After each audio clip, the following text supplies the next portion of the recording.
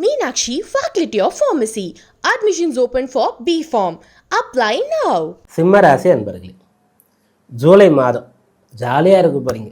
எல்லா விதமான யோக பலனும் உங்களுக்கு கிடைக்க போகுது. ரொம்ப கொடுத்து வைத்த ஒரு பாக்கியவான் நீங்கள். முதல்ல இந்த மாதிரியான நல்ல பலன் நடக்கும் அப்படின்றத நம்புங்க. அந்த பலன் கிடைக்கிறதுக்கான முயற்சி என்னவோ அதை செய்யுங்க. அதற்கான திட்டம் எடுங்க. இந்த மாதம் நமக்கு நல்லா இருக்க போகுது. அப்போ நம்ம பயன்படுத்திக்கணும், யூஸ் பண்ணணும் அப்படின்றத முடிவாக நீங்கள் எடுக்கணும். எதனால் இதை சொல்கிறோன்னு சொன்னால், சிம்ம ராசின்னு சொன்னாலே இப்போ அஷ்டம சனி நடந்து கொண்டு இருக்கின்றது. அது மட்டும் இல்லாமல் ராசியில் கேதுவும் 7ஆம் இடத்தில் ராகுவும் சஞ்சரிக்கின்றார்கள். அஷ்டம சனின்னு சொல்கிறதே பின்னோக்கி இழுக்கும், கஷ்டப்படுத்தும், நிறைய கஷ்டங்களையும் பிரச்சனைகளையும் கவலைகளையும் ஏற்படுத்தும் அப்படின்ற ஒரு நம்பிக்கை இருக்கிறது. அதில் ராசியில் கேதுவர் இருக்காரு சொன்னால் அந்த கஷ்டத்திலிருந்து விடுபட்டு வெளில வர முடியாது. மனசு சதா சர்வ காலமும் ஏதோ ஒரு சஞ்சலத்தோடையே இருக்கும் அப்படின்றது இதன் பலனாக இருக்கிறது. ஆனால் இந்த அஷ்டம சனி நடக்கின்ற ஏறக்குறைய 2லேருந்து 2.5 வருஷம் முழுக்க ராசியில் கேதுவும் 7ல் ராகுவும் சஞ்சரிக்கின்ற 1.5 வருஷம் முழுக்க இப்படியே தான் இருக்கும். அந்த மாதிரி கிடையவே கிடையாது. ஒருத்தருக்கு சுய ஜாதகத்தில் சூரியன் நீச்சமாக இருக்கார், பலமாக இல்லை, அல்லது சனியோடு சேர்ந்துட்டார், ராகுவோடு அல்லது கேதுவோடு சேர்ந்துட்டார். அப்போ சூரியன் பலம் இழந்துட்டார் சொன்னால் அவங்க வாழ்நாள் முழுக்க இருட்டிலேவா இருப்பாங்க? சூரியன் தான் பலமாக இல்லைல்ல, அப்போ இருட்டில் தானே இருக்கணும். அப்படி எடுத்துக்க முடியுமா? முடியாது. அப்போ அவங்களுக்கு பகல் இரவு மாறி தான் கொண்டு இருக்கும். அதுபோல் அஷ்டம சனி ஜென்ம கேது கலத்திர ராகுன்னு சொன்னாலும் கூட, பிரச்சனை இருந்தாலும் கூட கட்டாயம் உங்களுக்கு மாறி மாறி நல்லதும் கூட நடந்து கொண்டு தான் இருக்கும். அப்படி மாறி மாறி கெட்டது குறைந்து நல்லது நடக்கக்கூடிய மாதம் இந்த மாதம்.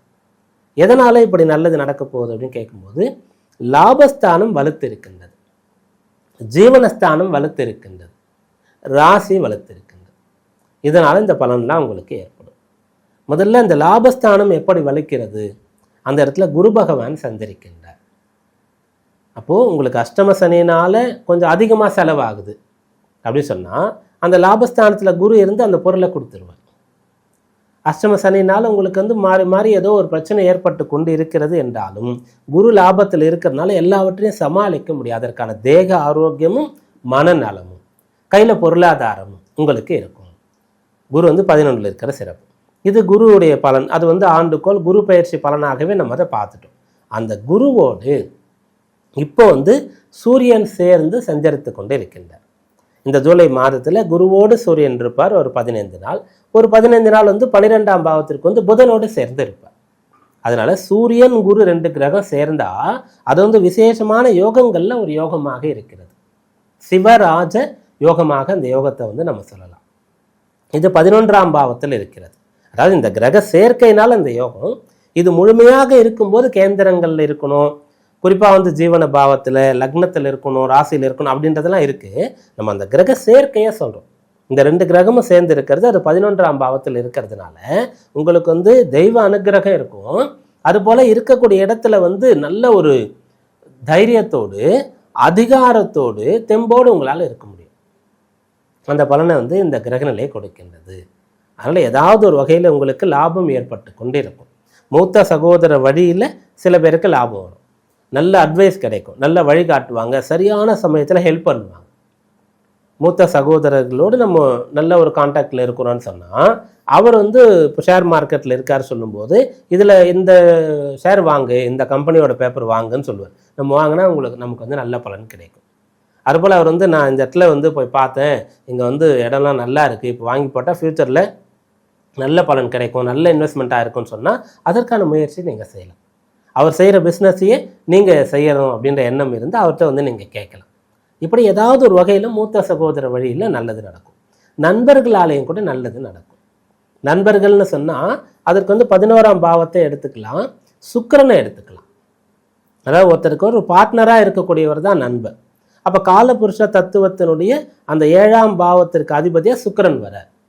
அதனால் அந்த சுக்கிரனும் இப்போ ஜீவனஸ்தானத்தில் நல்ல பலன் தரக்கூடிய நிலையில் ஆட்சி பலம் பெற்று இருக்கின்ற நண்பர்களால் நல்லது நடக்கும். திருமண விஷயங்களில் உங்களுக்கு நண்பர்களால் உதவி கிடைக்கும். பெரும்பாலும் நம்ம என்ன பண்ணுவோம்னு சொன்னால், அந்த நண்பர்களால் திருமண விஷயம் சொன்னால், ஒருத்தர் வந்து லவ் பண்ணுறார் அப்படின்னு சொல்லும்போது நண்பர்கள் வந்து சேர்ந்து அவர் அழைத்துட்டு போய் கல்யாணம் பண்ணி வைக்கிறத திரைப்படங்களில் பார்ப்போம். நிறைய இடங்களில் அது நேரடியாகவும் நடக்கின்றது. ஆனால் இப்போ உங்களுக்கு என்ன ஆகும்னு சொன்னால், நண்பர்கள் வந்து வீட்டில் பேசுவாங்க. பேசி அந்த திருமண விஷயங்களில் உங்களுக்கு இருக்கக்கூடிய விருப்பங்கள் போன்றதெல்லாம் அவங்க எடுத்து சொல்லுவாங்க. பெற்றோர் வந்து சரின்னு சொல்லி திருமண விஷயங்களை ஏற்பாடு பண்ணுவாங்க. அதே போல் திருமணம் ஆயிடுச்சு, கணவன் மனைவியிலேயே பிரச்சனைன்னு சொன்னால், அந்த இடத்துலையும் கூட நண்பர்கள் வந்து இருந்து அதை வந்து சமாதானம் பண்ணுவாங்க. எப்படி வந்து படிக்கும்போது அல்லது ஒரு இடத்துல வேலை பார்க்கும்போது 2 பேருக்கு பிரச்சனை வந்தால் அவங்க ஃப்ரெண்ட்ஸ் எல்லாம் சேர்ந்து அவங்கள சேர்த்து வைக்கிறாங்களோ, அதுபோல் திருமண விஷயங்கள்லையும் கூட நண்பர்கள் வந்து கணவன் மனைவியிலேயே பிரச்சனையை வந்து சரி பண்ணுவாங்க. இவங்களால உங்களுக்கு நல்லது நடக்கும். ஏன்னா அஷ்டம சனி அந்த 7 ராகு இருக்கிறதுனால கணவன் மனைவி பிரச்சனையோ அல்லது வேறு ஏதாவது கஷ்டங்களோ இருந்தால் அதற்கு தீர்வு கிடைக்கும் அப்படின்றத நீங்கள் எடுத்துக்கலாம். அடுத்ததாக உங்களுடைய ராசியில் செவ்வாய் மற்றும் கேதுவுடைய சேர்க்கை. கேது தனித்து இருக்காருன்னா சஞ்சலம் அதிகமாகும். செவ்வாய் சேர்ந்து இருக்கார் அப்படின்னு சொல்லும்போது உங்களால் வந்து உங்களுடைய திறமையை பயன்படுத்தி கொள்ள முடியும். செவ்வாய் கேது சேர்ந்து இருக்கும்போது சிம்ம ராசியில் இருக்கக்கூடியவர்கள் யாரெல்லாம் வந்து விளையாட்டுத் துறையில் இருக்கிறீர்களோ அவர்களுக்கு பலன் கிடைக்கும். அந்த விளையாட்டுத்துறை வந்து அந்த ஸ்போர்ட்ஸ் கோட்டாவில் வேலை கிடைக்கிறதுக்காக நான் முயற்சி பண்ணுறேன், அந்த அளவுக்கு கிடைச்சா போகிறோன்னு சொன்னால் அது சம்பந்தமாக உங்களுக்கு பலன் இருக்கும். இல்லை எனக்கு ப்ரொஃபஷனே இதுவாக தான் வரணும், நான் ஒரு ஸ்போர்ட்ஸ் மேன் ஆக போகிறேன் அப்படின்னு சொன்னால் அதற்கான முயற்சிகளை நீங்கள் செய்யலாம். அதற்கு வந்து ட்ரைனிங் எடுக்கிறதுக்கு நல்ல ஒரு கோச் உங்களுக்கு சொல்லிக் கொடுக்க கிடைப்பார். அதே போல் வந்து அதற்காக டைம் ஸ்பெண்ட் பண்ண முடியும். படிச்சுட்டு இருக்கீங்கன்னா உங்களுக்கு அந்த விளையாட்டுக்காக கொஞ்சம் வந்து அப்பப்போ லீவு கொடுப்பாங்க. வேலை பார்த்துட்டு இருந்தால் கூட நீங்கள் அந்த விளையாட்டுத்துறையில் சிறந்து வர்றதுக்காக உங்களுக்கு நிறைய லீவெல்லாம் கொடுத்து அந்த ஆஃபீஸ்லேயே வந்து வரக்கூடிய விளையாட்டுகளுக்கு நீங்கள் போய் இருந்து விளையாடுறீங்க இல்லையா, அப்படியான விஷயங்கள்லாம் கூட உங்களுக்கு ஏற்படும். விளையாட்டுத்துறையில் இருக்கக்கூடியவர்களுக்கு வாய்ப்பு கிடைக்கக்கூடிய அம்சமானது இருக்கிறது. இதெல்லாம் எப்படி நம்ம சொல்கிறோன்னா, செவ்வாய் கேதுவுடைய சேர்க்கை ராசியில் இருக்கிறது. 3ஆம் பாவத்திற்கு அதிபதியாக இருக்கக்கூடிய சுக்கிரன் 10ஆம் பாவத்தில் ஆட்சி பலம் பெற்றிருக்கார். லாபஸ்தானம் வளர்த்திருக்கிறது. அஷ்டமத்தில் சனி கடுமையாக உழைத்து முயற்சித்து போராடி அந்த போட்டியில் வெற்றி பெறக்கூடிய அம்சம். அதான விளையாட்டு, அவுட்டோர் கேம்ஸ். உடல் பலத்தை கொண்டு பிறரோடு சேர்ந்து ஒன்றை தொடங்கி அவர்களுக்கு முன்னதாக வரணும். ஒரு அத்லட்டாக இருக்கணும், ஸ்விம்மிங்கில் வரலாம், ஃபுட்பாலில் இருக்கலாம். அப்படியாக கடினமாக போராடி வெற்றி பெறக்கூடிய ஒரு அம்சம். இதெல்லாம் இந்த மாதத்தில் உங்களுக்கு அனுகூலமாக இருக்கிறது. அடுத்ததாக கலைத்துறையும் கூட உங்களுக்கு கை கொடுக்க போகின்றது. யாருக்கு? சிம்ம ராசியில் இருக்கக்கூடிய கலை ஆர்வம் கொண்ட கலைநயம் மிக்க நபர்களுக்கு நான் வந்து கலைத்துறையில் தான் சிறந்து வரப்போகிறேன், அதான் என்னுடைய இலக்காக இருக்குது அப்படின்னு சொன்னால் அதற்கான பலன் கிடைக்கும். சுக்கிரன்னு சொல்லக்கூடியவர் வந்து 10ல் இருக்கிறதுனால இந்த பலன் உங்களுக்கு மிகச்சிறப்பாக கிடைக்க போகின்றது. மேலும் உங்கள் ராசிக்கு அதிபதியாக சூரியன் இருக்கார். முதல் 15 நாட்கள் வந்து 11ஆம் பாவத்தில் லாபஸ்தானத்தில் இருக்கார். நீங்கள் யாருன்றது மற்றவங்களுக்கு தெரியணும். பிரபல்ய யோகம் கிடைக்கணும், பெயர் கிடைக்கணும், புகழ் கிடைக்கணும். இதற்காகலாம் சாதகமான அம்சமாக இந்த மாதம் இருக்கின்றது. இப்படியாக இந்த ஜூலை மாதம் வந்து சிம்மராசி அன்பர்களுக்கு நினைத்ததெல்லாம் நடக்கக்கூடிய, அதற்கு பிறருடைய உதவியும் கிடைக்கக்கூடிய நல்ல மாதம். வழிபாடு என்ன அப்படின்னு பார்க்கும்போது முருகப்பெருமான் வழிபாடு. முருகப்பெருமான செவ்வாய்க்கிழமை, சஷ்டி நாள், கிருத்திகை நாள், விசாக நட்சத்திரம், உத்திர நட்சத்திரம், பூச நட்சத்திரம், இப்படியான நாளெல்லாம் நீங்கள் வந்து சென்று வழிபடலாம். வழிபட்டு இது போன்ற முக்கியமான விஷயங்கள்லாம் தொடங்கினீங்கன்னு சொன்னால் அவர் கூடயே இருந்து உங்களுக்கு வந்து வெற்றியை பெற்று கொடுக்கும்.